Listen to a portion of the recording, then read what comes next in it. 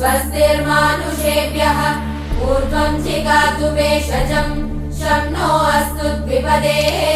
शं चतुष्पदे ॐ शान्ति शान्ति शान्तिः ॐ सहस्रशीर्षा पुरुषः सहस्राक्षः सहस्रपाद स भूमिं विश्वतो वृत्वा